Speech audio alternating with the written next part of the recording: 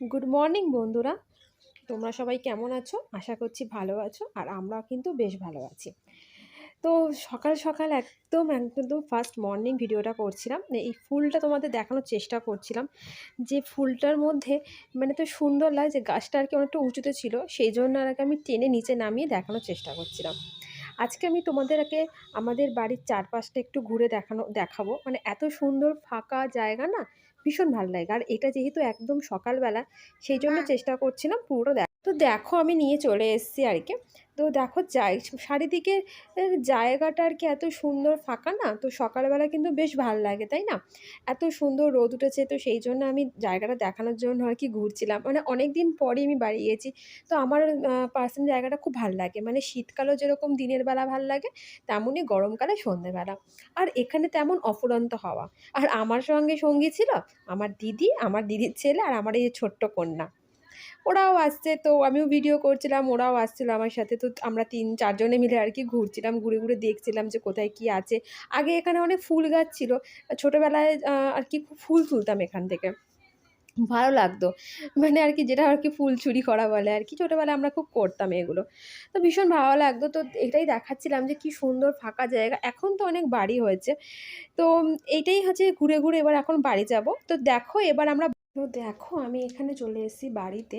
আর বাড়িতে এখানে মায়ের সকাল সকাল পুজো কমপ্লিট হয়ে গেছে। আর এই জায়গাটা অ্যাকচুয়ালি আগে আমাদের ছোট্ট সিংহাসন ছিল, কিন্তু জায়গার একটু প্রবলেমের জন্য এখানে তাক সিস্টেম করে নেওয়া হয়েছে। এই তাকেই মা পুজো করে আর কি, ছোট্ট করে। তো এই হচ্ছে আমার মায়ের পুজোর জায়গা, সেটাও তোমাদের দেখিয়ে দিলাম। আর ওদিকে দেখো এখানে বাজারে চলে এসেছে এই কপি, তারপরে কিছু শুকনো মশলাপাতি যেগুলো আমাদের বাজারে রান্নায় লাগবে আর কি, যেহেতু আমার আজকে বাড়িতে লোকজন আসবে। লাফালাফি করবি না। একটা বলছিল। আর এখানে একটুখানি চালও আনা হয়েছে, বাসমতি চাল, আর কিছু কাঁচা সবজিও এনেছে। এই দেখো পেঁয়াজ, আলু বা কিছু বিনস মেয়ের জন্য এগুলো আনা হয়েছে। শীতকালে তো বিনস, গাজর, এই সবজিগুলো তো খুবই কমন, তাই না? তো এইগুলো এনেছে সবজির মধ্যে, এগুলোই রান্না হবে। ধনেপাতা, যেরকম শীতকালে ধনেপাতা, এগুলো সব কমন সবজি।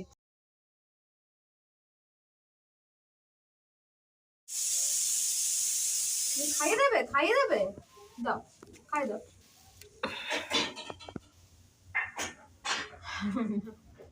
Thank you.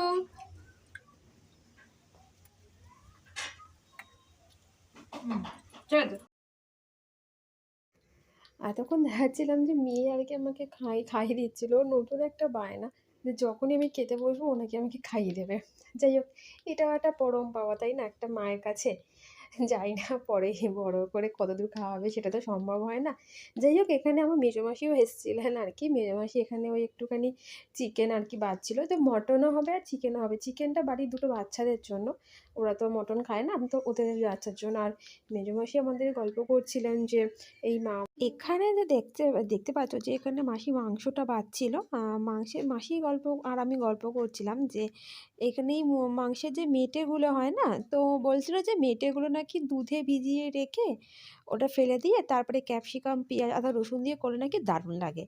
সেই গল্পটাই আমাদেরই করছিল যে এরকমভাবে অনেকেও খায়। তো আমি বললাম যে আমি তো কোনোদিন খাইনি, অনেকে শুনেছি মুরগির মাংসের মেটে, তারপরে আর একটা কী হয় কচকচি, এই সমস্তগুলো এই দুধে ভিজিয়ে এরকম করে খায়, কিন্তু আমি কোনোদিন সত্যি কথা বলতে খাইনি।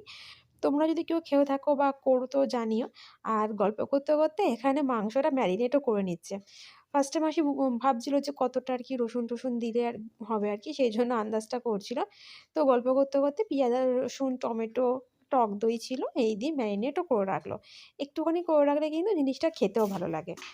আর এইদিকে দেখো আমার মহারানী, ও বসে বসে ম্যাগি খাচ্ছে।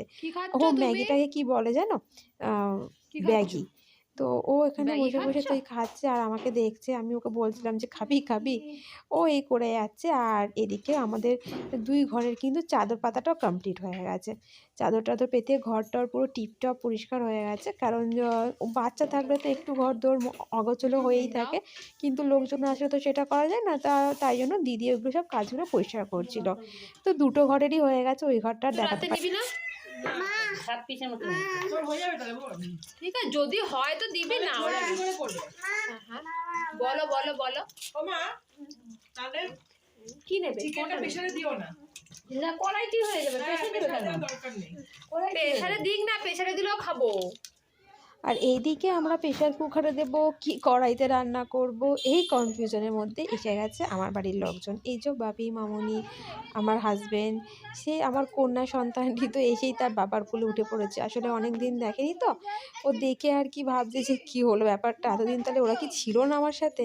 আসলে ছোট তো তো চলে এসেছি দেখাটা অনেক পরে আর কি ভিডিওটা করলাম, তারপর আর কিছু ভিডিও করতে পারিনি। তো এখানে আমাদের মাংস আর কি কমপ্লিট হয়ে গেছে, আর বাকি তো কিছু করা হয়নি, শুধু বেগুন ভেজেছিলাম। আর এখানে ওদের খেতেও দিয়ে দিয়েছি ঘি ভাত, বেগুন ভাজা আর মাংসের ঝোল আর স্যালাড, এই হচ্ছে মেনু। আর আমি এখানে একটু পাগলের মতো ভিডিও করছিলাম বসে বসে, তো ওরা সবাইকে দেখাচ্ছিল। আর আমার মেয়েও তখন একটু ঘুমের জন্য বায়না করছে বসে বসে।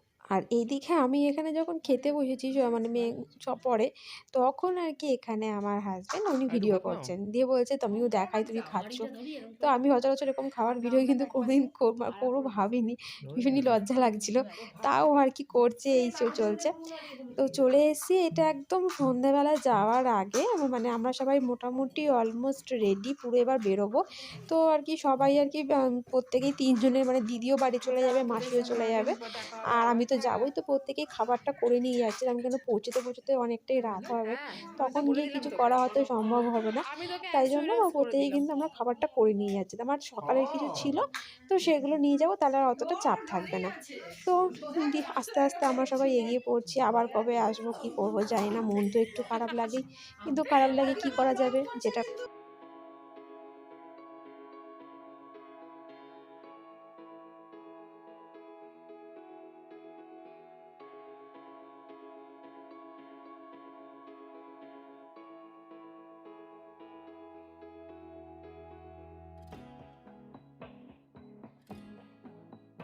আর দেখো এখানে আমরা বাড়ি এসে গেছিলাম, বাড়ি এসলাম তখন আমাদের বাজে 9:30 মতো। আর বাড়ি এসেই কিন্তু ঘর দোর পরিষ্কার কাজে লেগে পড়তে হয়েছে, কারণ তখন কিন্তু ঘর দোর অবস্থা খুবই আর কি শোচনীয় ছিল, মানে জামা কাপড়। তো আমি আমার মেয়েকে খাটে বসিয়ে ওকে ওই ঘরগুলো গোছানোরই কাজ করছিলাম, কিন্তু ও ওই যে আসলে আমার ওই ক্যামেরা স্ট্যান্ডটা নিয়ে ও টানাটানি করবে, এই হচ্ছে ওর বায়না।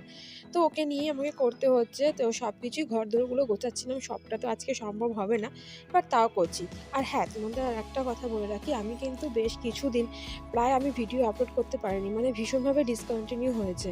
তার একটাই কারণ, আমি যেহেতু বাপের বাড়িতে ছিলাম, আমার একটু ওয়াইফাইয়ের সমস্যা হয়ে গেছিলো, যার জন্য আমি কিচ্ছু মানে করতে পারিনি। হ্যাঁ, তো যাই হোক, এখন যেহেতু আমি বাড়ি এসে গেছি, আশা করছি সেই প্রবলেমটা আর হবে না।